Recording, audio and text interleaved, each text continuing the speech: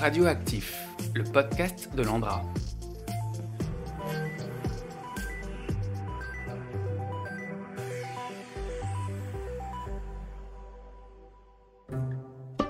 Demain, dans 1000 ans, la série qui explore la mémoire sous tous les angles.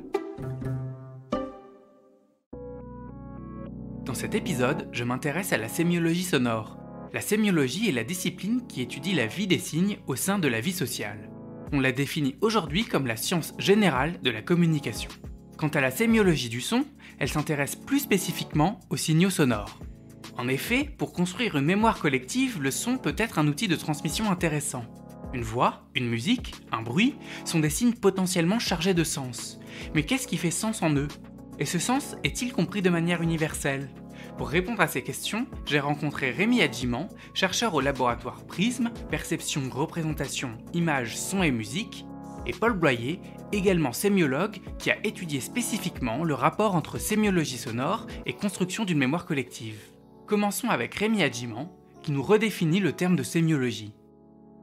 La sémiologie, par définition, c'est la compréhension des signes. C'est savoir trouver des signes dans les objets qu'on observe pour essayer de comprendre leur signification et le sens que ces objets expriment. Ça, c'est donc vraiment la sémiologie, je dirais, par définition. Après, on peut rediscuter ce terme dans la mesure où, pour certains, il a une portée qui se contraint à observer les objets et ce qui est immanent en eux, c'est-à-dire ce que les objets par eux-mêmes dégagent comme signe. D'autres estiment que la sémiologie s'est ouverte vers la vie sociale en quelque sorte. Comment cet objet est observé, par qui, à quelle époque, comment, avec une dimension qui peut être sociologique, etc. Voilà. D'accord, et c'est vrai que on a plutôt l'habitude de coller la sémiologie à des images, mais en fait, vous faites un travail plutôt sonore par rapport au son. Alors la sémiologie du sonore, c'est quoi ? Plus spécifiquement, c'est s'intéresser aux signes qui sont présents dans le son. Je raccorde ça directement à la définition de la sémiologie. C'est-à-dire d'essayer de comprendre finalement qu'est-ce que véhicule ce son comme expression, et essayer de comprendre comment finalement cette interprétation qui est faite, cette représentation qu'on va avoir de ce son, va pouvoir, par le biais de la sémiologie, être expliqué, décortiqué, analysé. Ce qui nous paraît, nous, au quotidien, complètement élémentaire, puisque notre cerveau travaille en tâche de fond, j'aurais tendance à dire, en fait, c'est tout un mécanisme, et c'est à ça que s'intéresse la sémiologie, pour essayer de comprendre quels sont les signes qu'on a finalement prélevés dans le son. Et c'est peut-être pour moi le moment d'aborder la question de la sémiotique. La sémiotique s'intéresse précisément à la manière dont, comment les significations vont venir éclore en nous à partir d'une situation qui, généralement, dépasse la question purement du son. C'est-à-dire que quand on aborde la question de la sémiotique, on élargit l'objet d'étude à une situation, c'est-à-dire qu'on ne va pas restreindre une analyse à un petit laps de temps ou à l'analyse d'un mot. On va à ce moment-là inclure ce mot dans un cadre beaucoup plus large, ce qu'a commencé à faire la sémiologie, il ne faut pas dire le contraire non plus. Mais en tout cas, là, on va par exemple s'intéresser à des notions qui sont peu abordées en sémiologie, qui sont la question des contextes.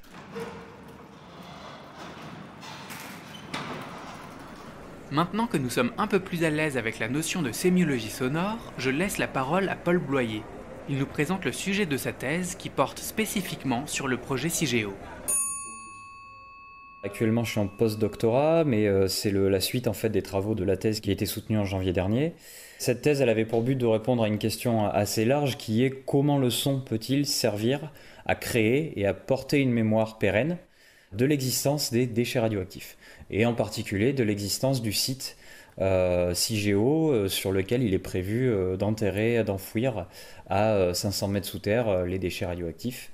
Le but est de travailler dans cette problématique très générale qui est de savoir comment on peut communiquer, créer une communication et qui soit le plus durable possible, c'est-à-dire sur plusieurs siècles, voire millénaires. Et donc par rapport à ces travaux, ma question finalement logique qui arrive, c'est quel genre d'informations on espère pouvoir transmettre, comment le son peut-il participer à marquer le territoire ou à marquer le site du stockage de CIGEO. Avant de savoir ce qu'on veut dire, ce qu'on va dire avec le son, il faut comprendre comment le son fait sens et ce qu'on peut dire avec. À mon avis, c'est la priorité et c'est ce qui va permettre ensuite de réfléchir à ce qu'on va dire de manière un peu plus précise. La grande question autour de cette mémoire des déchets radioactifs, c'est comment est-ce qu'on va évoquer l'idée de danger, est-ce qu'on va traduire cette idée de danger vis-à-vis du lieu de stockage des déchets radioactifs, etc.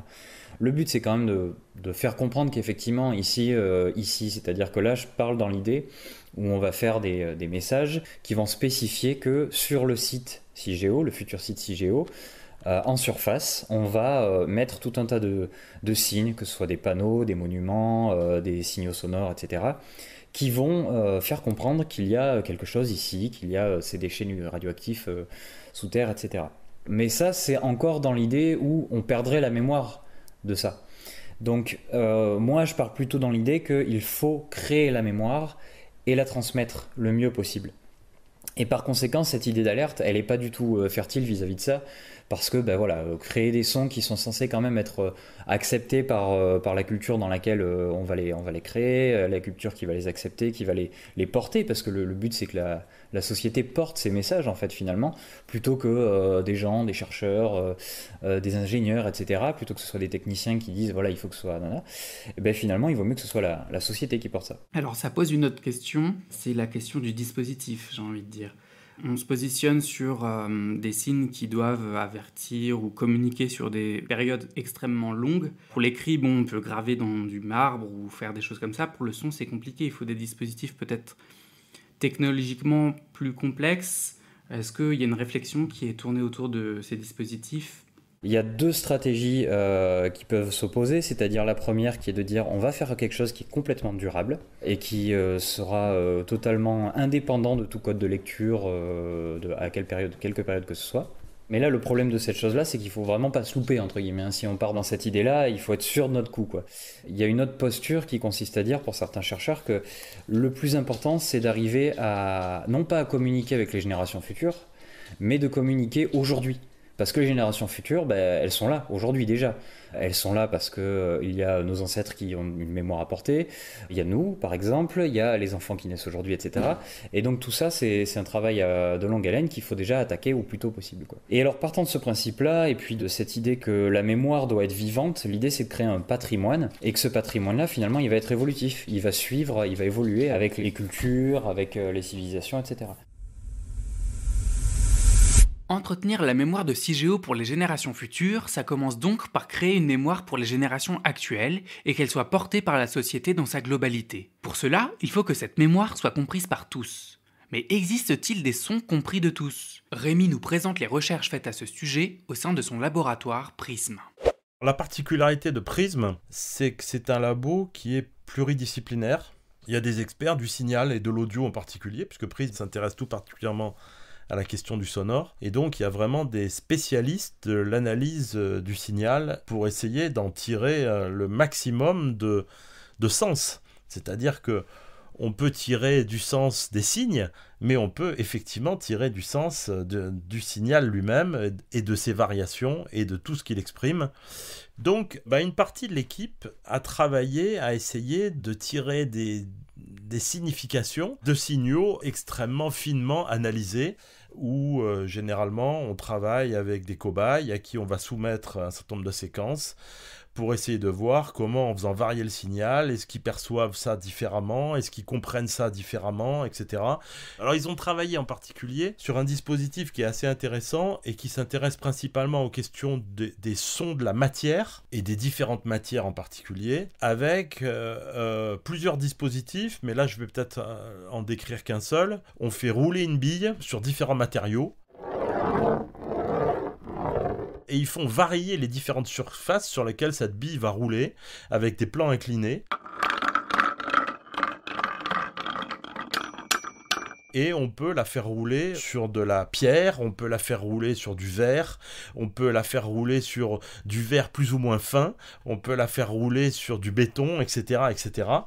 Et c'est donc là qu'ils ont travaillé à essayer de produire en synthèse sonore les sons correspondant à ces différentes matières et à cette bille qui va faire résonner le verre, qui va faire résonner l'acier, etc., etc. Et là, ils sont arrivés à des résultats qui sont assez surprenants et qui renvoient à des questions sur la notion d'invariant. C'est-à-dire, au fond, est-ce que finalement le son d'une bille, on va dire en acier, qui roule sur du verre, est un son qui est absolument reconnu par tous. On peut s'interroger à savoir qu'il existe donc dans le son des composantes qui vont être interprétées comme des signes et comme des mêmes signes par toute la population en quelque sorte. Voilà. Pour toute personne et peu importe leur savoir acquis ou pas, justement. Ça reste à discuter en quelque sorte. C'est ça qui est très intéressant.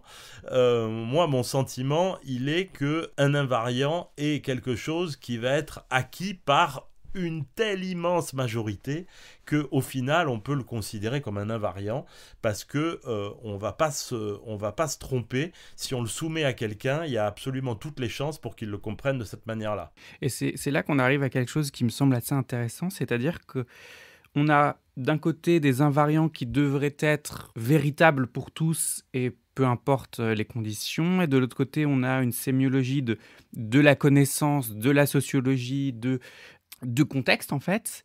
Et ma question suivante finalement c'est est-ce que via la mondialisation, via Hollywood, pour être un peu simple et un peu caricatural, est-ce qu'on n'a pas une uniformisation des codes et donc finalement une espèce d'apparition d'invariant global ? C'est clair que quand on crie au scandale de voir fleurir partout des McDo par exemple, c'est clair qu'on crée une uniformisation du goût qui finalement crée l'invariant en quelque sorte.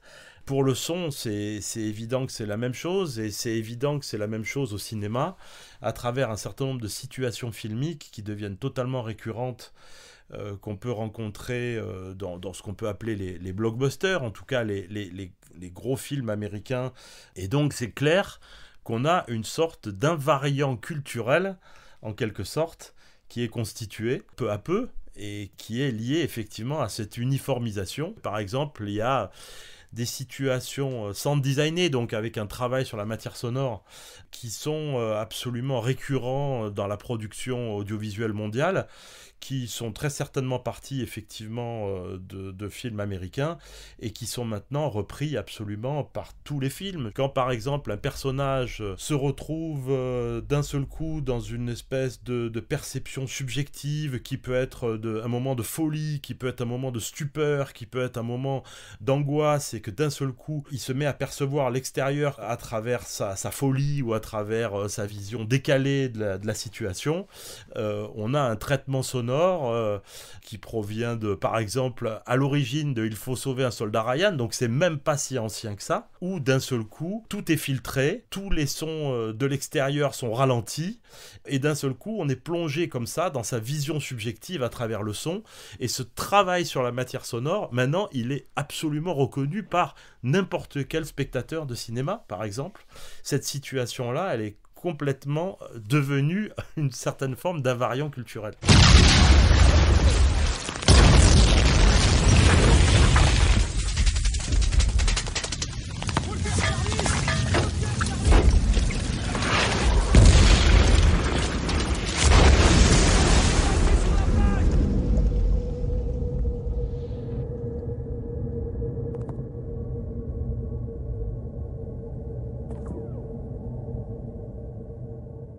J'ai également posé cette question des invariants à Paul qui fait aussi des recherches sur ce sujet.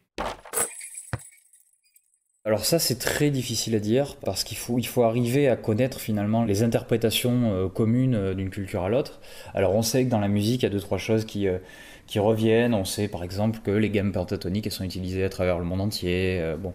Mais justement, alors, ce que j'essaie de chercher moi, et comme d'autres chercheurs d'ailleurs, c'est qu'est-ce qui va être commun d'une culture à l'autre, en tout cas d'un individu à l'autre. Moi j'ai commencé avec ça, notamment en faisant des tests où j'ai fait écouter des sons à des personnes à qui j'ai demandé voilà, qu'est-ce que vous ressentez, qu'est-ce que ça vous évoque, est-ce que vous pouvez imaginer une histoire autour de ce son-là, etc. Et voir s'il y a des choses communes.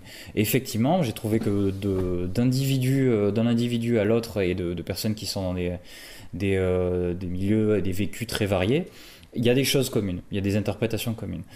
Après, de là à savoir exactement ce qui fait que ces interprétations communes sont communes, là, on en atteint encore un autre niveau, c'est un petit peu difficile. Voilà, donc au final, il y a un fondement commun qui est le corps. Le principe, c'est quand même de faire appel le plus possible à nos sensations physiques les plus basiques, les plus simples. Si on balance le son d'un cœur qui bat, je pense que tout être humain devrait reconnaître ce son-là. D'accord. Alors, est-ce que pour vous, il y a déjà certains sons qui renvoient à la notion justement de déchets, ou voire carrément de déchets radioactifs? C'est quelque chose qui existe déjà?